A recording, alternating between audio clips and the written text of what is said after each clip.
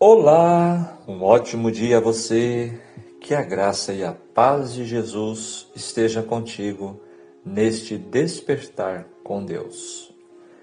Você está acompanhando o projeto da Jornada Bíblica Despertar com Deus, onde estudamos um capítulo da Bíblia diariamente, de forma detalhada, de forma a buscar os ensinamentos profundos da Palavra de Deus, capítulo a capítulo.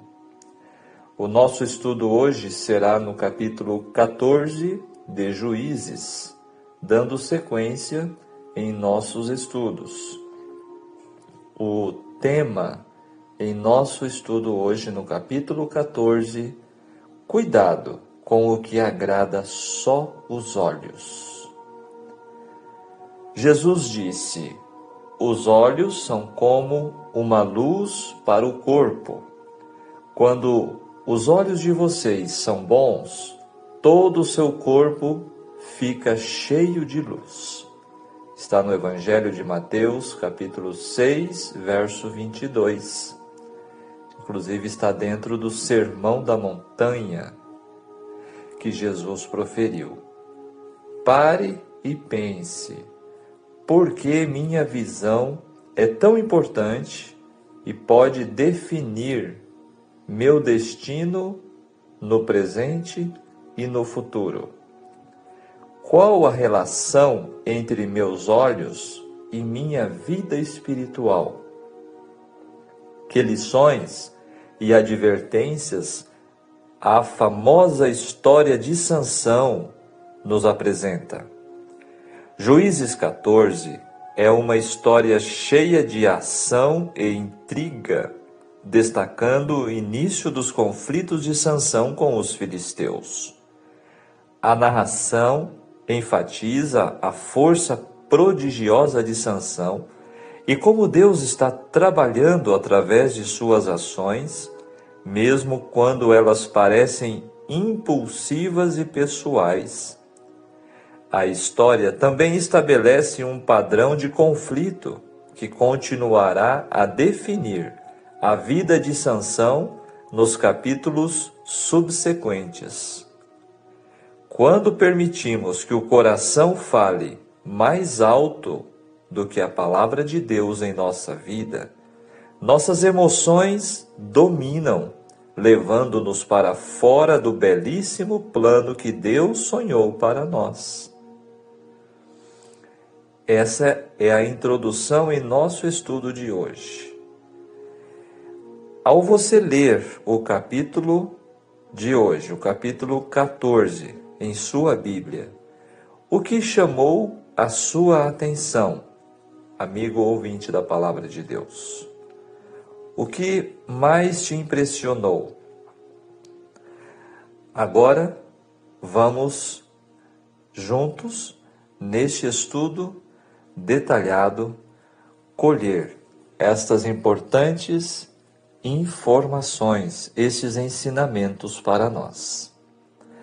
Vamos ao tópico: análise e comentários dos textos. O verso 1 descreve que Sansão desceu, ou seja, Zorá, onde ele estava, é de 356 metros, enquanto que Timna é de apenas 243,9. Portanto, por isso, diz que ele desceu a Timna. Esta cidade é identificada como Tel Batash, no Vale de Sorek. Os arqueólogos têm descoberto a camada filisteia desta cidade em suas escavações. E então, o texto diz que Sansão viu ali uma mulher. Vamos perceber, através do registro bíblico, que a fraqueza de Sansão era exatamente a questão sexual, a sensualidade. A palavra mulher, em vez de virgem ou moça, pode indicar que o novo relacionamento de Sansão Poderia ser com uma viúva ou divorciada, apesar de jovem, ou mostra desprezo por ela. Muitos dos incidentes da vida de Sansão ocorreram em suas relações com mulheres. Embora fisicamente forte, Sansão era fraco em poder, moral e no autocontrole. O contato prematuro com idólatras rompeu a fortaleza de sua alma. Essa é a nota triste, a nota tônica da história de Sansão. Forte fisicamente, mas moral e espiritualmente frágil. O versículo 3 fala que Sansão tomou esposa dos filisteus. Como alguns jovens, hoje em nossos dias, Sansão não fez caso da lei de Deus. Ele contrariou o mandado divino, contrariando um casamento misto. Nem se submeteu ao conselho de seus pais. Casar com uma odiada filisteia, que era um povo terrivelmente inimigo de Deus, seria uma desgraça para a família de Sansão. Esse casamento deve ter sido muito triste para Manoá e sua esposa, ou seja, os pais de Sansão, porque sabiam que seu filho havia sido chamado, separado como nazireu para uma obra especial, um juiz, um libertador. É tarefa de pais tementes a Deus tentar dissuadir os filhos de se casarem com pessoas de crença diferente. O apóstolo Paulo fala que não vos prendais a um jugo desigual. Não é correto. Deus não aprova casamento entre pessoas de fé diferente.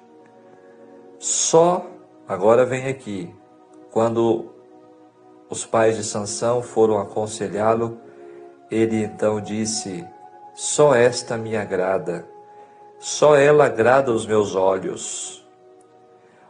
A paixão o cegou. Ele não viu a inadequação dela para se tornar sua companheira de vida e parceira de alguém que seria um líder em Israel. Uma pessoa sábia e temente a Deus reconhecerá que há outros critérios importantes a serem considerados, como atitudes básicas, convicções religiosas e ideais. Agora o versículo 4, um detalhe interessante, diz que isto vinha do Senhor. Precisamos entender este contexto. Embora o desejo de Sansão fosse pecaminoso, Deus o usou visando os seus próprios propósitos de exercer o juízo contra os filisteus. Em vista do perigo do desaparecimento da fé e do culto ao Deus verdadeiro, houve necessidade de reconhecer-se que os filisteus eram inimigos e não apenas portadores de uma nova e valiosa cultura. Versículo 5 fala das vinhas, do vinhedo de Tina. O vale de Sorek, onde Tina se localizava, eram notáveis pelas suas vinhas luxuriantes. Também fala de um leão que Sansão encontrou. Era muito comum no sul de Canaã, os leões nos desertos ao sul de Judá e no vale do Jordão, mas que depois eles desapareceram. O versículo 6, sem ter nada na mão. Era a política dos filisteus forçar os hebreus a andarem desarmados, com a proibição de nenhum deles atuar como ferreiro, conforme já citamos também no capítulo anterior. No versículo 8, o corpo do leão morto. Por natureza, as abelhas evitam todo tipo de decomposição e putrefação. Não é comum abelhas irem a um cadáver. Ao que tudo indica, chacais e abutres já tinham despojado a carne dos ossos e o calor os secara. Permaneceu somente o esqueleto. Então, um enxame construiu ali um ninho na cavidade formada pelas costelas. Fizeram ali a sua morada, né? Versículo 9. Sansão carregava nas mãos os favos de mel, comendo dele. Sem dúvida, essa era uma violação do voto de Nazireu, devido ao fato de o mel ter sido tirado de um esqueleto, o que o tornaria imundo, e alimento imundo era proibido. No versículo 11, como ouvissem, convidaram 30 companheiros. O fato de os filisteus sentirem necessidade de cercá-lo de 30 jovens, ao que parece, para a segurança deles, caso Sansão se tornasse agressivo, indica que ele deveria ter aparência extraordinariamente forte. Ou seja, ele assustava os seus inimigos com a sua aparência física, né? No versículo 12 descreve o enigma. A utilização de enigma em festividades, ela é muito antiga e era um entretenimento favorito. Grandes quantias eram oferecidas pela solução desses enigmas. Tornava a ocasião mais alegre e divertida. Agora fala as vestes de linho. Acredita-se que eram grandes peças de linho fino que poderiam ser usadas como vestimenta externa durante o dia ou uma manta para dormir à noite. No versículo 14, diz que não puderam decifrar o enigma. O enigma era injusto, pois se baseava em uma experiência pessoal, única de Sansão. Seria muito difícil eles decifrarem mesmo. Agora o verso 15, vem aqui agora a trama. Os filisteus foram até a mulher, a noiva, e forçaram ela, para que não queimemos a ti e a sua casa. Os filisteus eram brutais, traiçoeiros, até mesmo com seu próprio povo. Para não perder uma aposta, eles forçaram a mulher com ameaças. Não foi uma ameaça vã, ou seja, não foi só uma ameaça, porque mais tarde eles realmente queimaram ela e ao pai, conforme vamos ver no próximo capítulo. E agora o verso 16 descreve que ela chorou diante de Sansão. O enigma de Sansão tornou o casamento numa ocasião de angústia e não de alegria.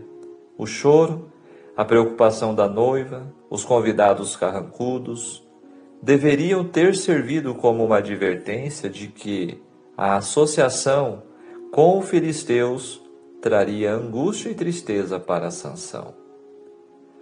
O versículo 18, se vós não lavasseis com minha novilha, significa, se vocês não tivessem manipulado a minha mulher, se eles não houvessem ameaçado sua mulher, eles não teriam descoberto a resposta do enigma. Então, no verso 19, diz que o Espírito do Senhor de tal maneira se apossou de Sansão, dando poder a ele a atacar os seus inimigos, iniciando agora uma cadeia de retaliação cada vez maior. Sansão usou impulsivamente, para fins egoístas, o dom especial que Deus lhe deu. Isto nos apresenta um paralelo.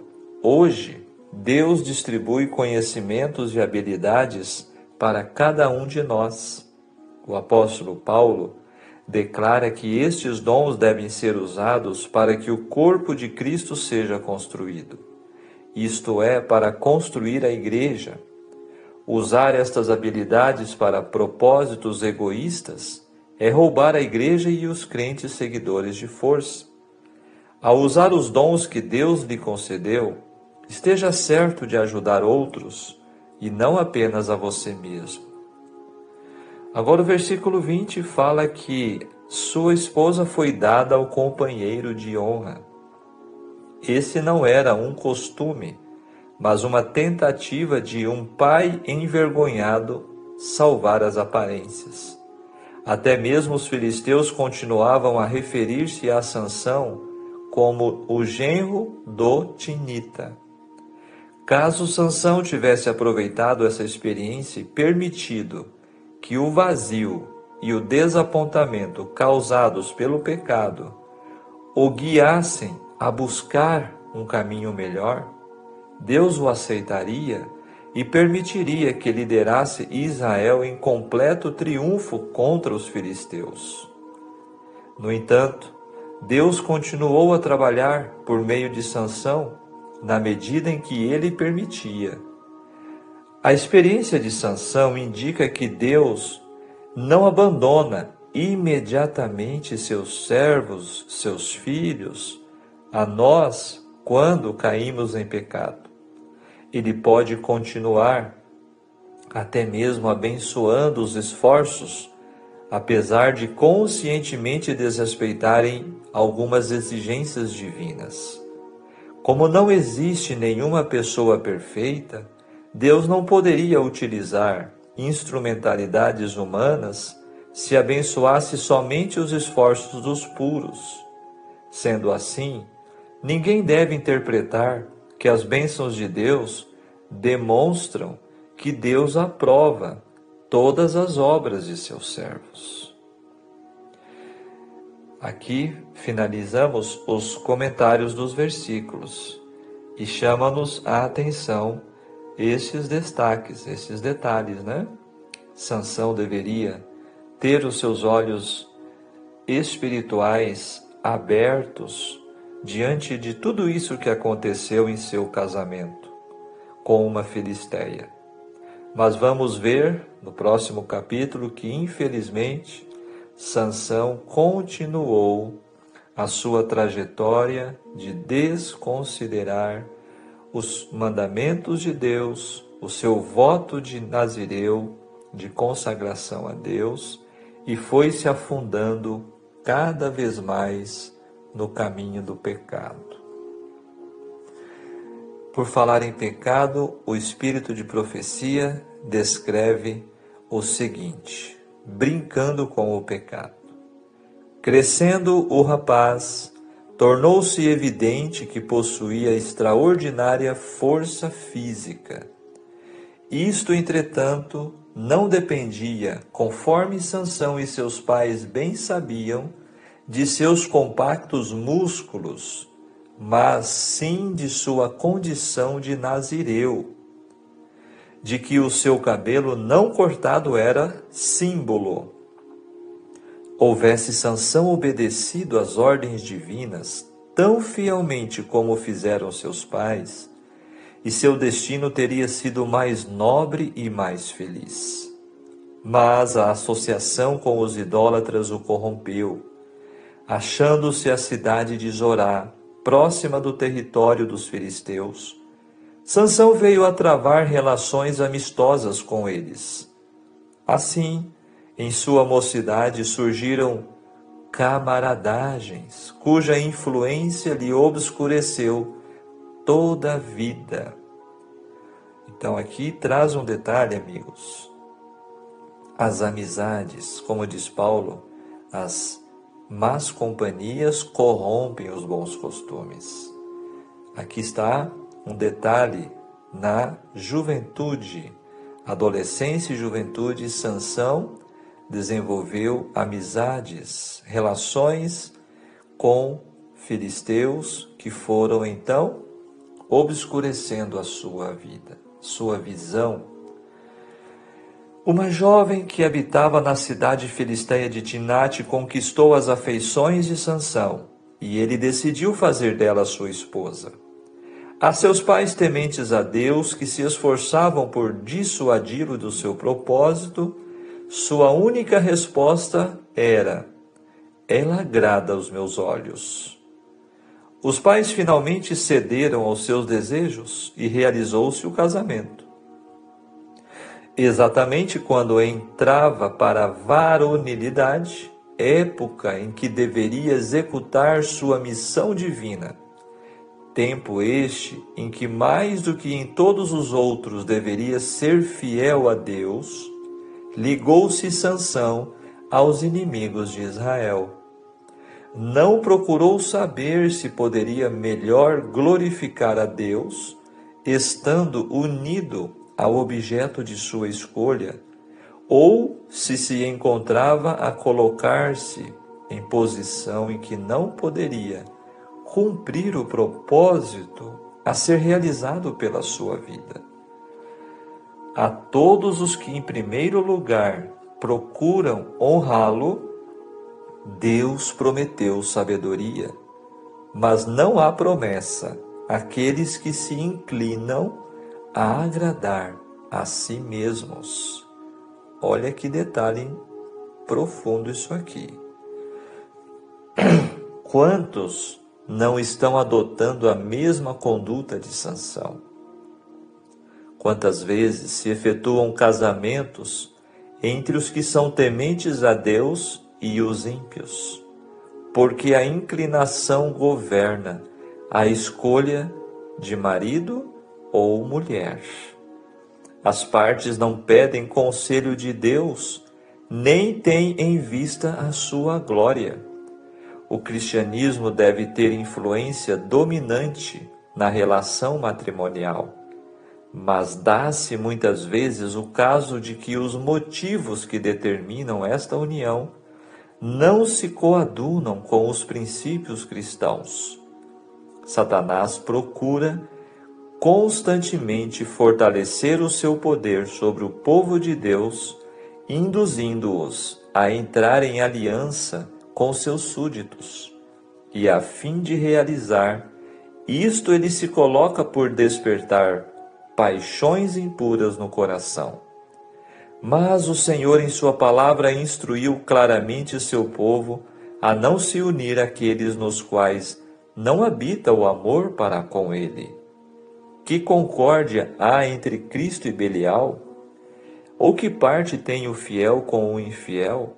Que consenso tem o templo de Deus com os ídolos? Escreve Paulo aos Coríntios na sua segunda carta, capítulo 6, versos 15 e 16.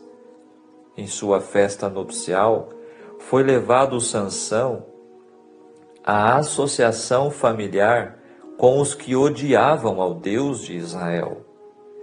Quem quer que voluntariamente entre para uma relação tal, sentirá a necessidade de se conformar até certo ponto com os hábitos e costumes de seus companheiros.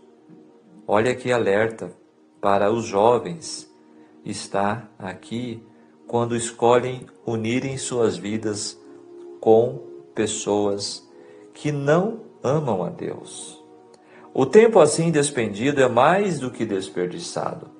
Entretém-se pensamentos e falam-se palavras que tendem a derribar as fortalezas dos princípios e enfraquecer a cidadela da alma.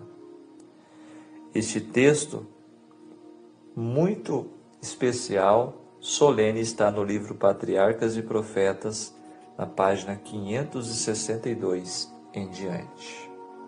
Agora vamos aplicar de maneira mais pessoal o capítulo de hoje em nossas vidas.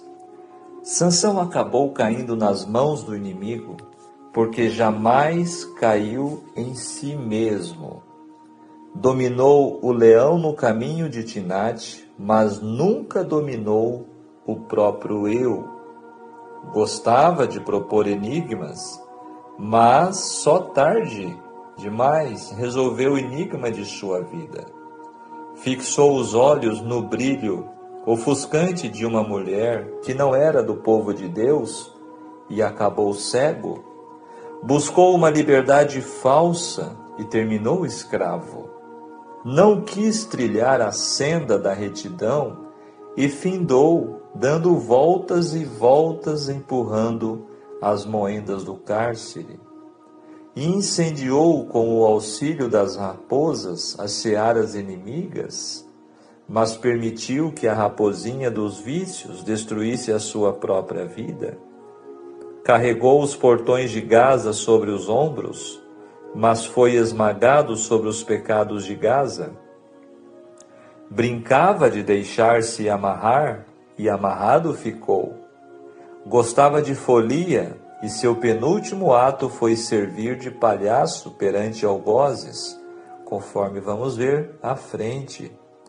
Felizmente arrependeu-se na 11ª hora e procurou redimir uma vida fracassada com o último arrobo de esforço da fé. Venceu, mas quão gloriosa teria sido sua carreira tivesse aceito a diretriz divina para a sua vida. Caso queiras aprender para não cometer os mesmos erros, invista tempo com a Bíblia, atente às diretrizes divinas para a sua vida. As raízes dos problemas no matrimônio surgem antes do casamento, são observáveis no período do namoro. Infelizmente, hoje, em nossos dias, quase não existe mais nem namoro, né? As pessoas já não respeitam mais os princípios da moral, da pureza. Então, por isso, cada vez mais o problema aumenta. Desconsiderar sábios conselhos paternais e investir em julgo desigual resultam em caos total.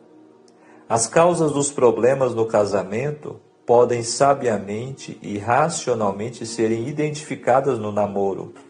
Chantagem emocional, falta de confiança e traição resultam em maldição. Ficou tudo isso muito evidente para Sansão, mas ele não enxergou. A razão dos problemas no namoro estouram no casamento. A arte de estragar casamento reside em não saber lidar com problemas no namoro. Guiar-se pela emoção e não pela revelação é o trampolim da autodestruição. Percebe? Que lições especiais para aqueles que vão casar? Relacionamentos que Deus nunca planejou para seus filhos são causas de muitas desgraças familiares e também da verdadeira religião. Casamentos impróprios aos olhos de Deus dão-nos uma vida que nunca planejaríamos para nós. O divórcio de Sansão se deu na lua de mel para chamar a atenção dele e nossa também. Fiquemos atentos. Agora a nossa reflexão final. Os olhos de Sansão. Sansão cresceu, tornou-se um jovem e entrou em dificuldades. A dificuldade veio quando ele saiu das terras de Israel e foi até a terra dos filisteus, na cidade de Tina. Reflita, a dificuldade entra quando vamos dar uma espiadinha no mundo. É uma festinha aqui, um passeio ali, e quando vemos estamos envolvidos com o mundo. Sansão foi enganado pelos olhos, dizendo: tomai-me esta, porque esta agrada os meus olhos. Os nossos olhos são traiçoeiros. A fase da juventude é uma fase onde as emoções estão à flor da pele e não sabemos lidar com elas. Quase todo jovem passa pela fase da paixonite aguda ou tenta se enturmar na sociedade de alguma forma, e isso, se não bem administrado, pode levar à queda do jovem. O apóstolo Tiago escreve no capítulo 1, verso 14 e 15: Mas cada um é tentado quando atraído e seduzido pela sua própria concupiscência, ou seja, seu próprio desejo. Depois, havendo a concupiscência, a cobiça, o desejo desenvolvido, dá à luz o pecado. E o pecado, sendo consumado, gera a morte. O que ocorreu com os olhos de Sansão, então? O tempo passou, Sansão continuou cometendo alguns erros repetidos e, por fim, os seus olhos, que lhe levaram a se afastar dos caminhos do Senhor, acabaram sendo furados pelos inimigos que o deixaram cego, conforme vamos conferir no capítulo 16. Os seus olhos foram feitos para observar as maravilhas do Senhor. Conforme disse Davi, os meus olhos estão continuamente no Senhor. Salmos 25, verso 15. Mas o descuido deles pode nos levar para longe de Deus e não conseguir ver mais nada. Vamos encerrar nossa reflexão com o conselho que o Senhor nos dá em sua palavra, no livro de Provérbios, capítulo 3, verso 1 e 21. Filho meu, não te esqueças da minha lei, e o teu coração guarde os meus mandamentos. Filho meu, não se apartem estas coisas dos teus olhos, guarda a verdadeira sabedoria e o bom siso, o bom senso. Que as coisas do Senhor sempre estejam à frente dos nossos olhos. Vigiemos e oremos. Amém. Capítulo 14 de Juízes. Um capítulo repleto de lições, não é mesmo? E fica este pensamento para nós: se os teus olhos forem bons, todo o teu corpo será cheio de luz. Palavra de nosso Senhor Jesus. Que esta reflexão possa ajudar e abençoar grandemente as nossas vidas. Que possamos refletir o que os nossos olhos têm contemplado. Porque o contemplar irá exatamente ser aquilo que nos transformará. Se temos contemplado a Jesus, ao seu caráter, a sua palavra, a sua lei, vamos nos tornar semelhantes a Ele. Mas se os nossos olhos estão voltados para o mundo, então, como Sansão, estamos no caminho do perigo, do sofrimento e da morte. Que Deus possa nos iluminar e possamos, assim, decididamente consagrar a nossa visão para as coisas celestiais. Vamos orar? Maravilhoso Deus, querido Pai Celestial, graças te damos por este despertar, pelo dom da vida, pelo cuidado e proteção que o Senhor nos concede. Obrigado, Senhor, por mais este capítulo que aprendemos preciosas lições em sua palavra através da história de Sansão. Queira, Senhor, ungir os nossos olhos com sabedoria, com o teu Espírito Santo iluminando, para que possamos olhar e refletir somente aquilo que te agrada. Que possamos, Senhor, trilhar os teus caminhos e seguir os teus conselhos, o teu propósito para as nossas vidas. Abençoe cada participante deste estudo. Em mais esse dia te rogamos em nome de Jesus. Amém. Que Deus te abençoe, Que Deus te guarde. Ficamos por aqui. Não esqueça, deixe o seu like, compartilhe e divulgue o projeto da Jornada Bíblica. Até amanhã, se Deus nos permitir. Tchau, tchau.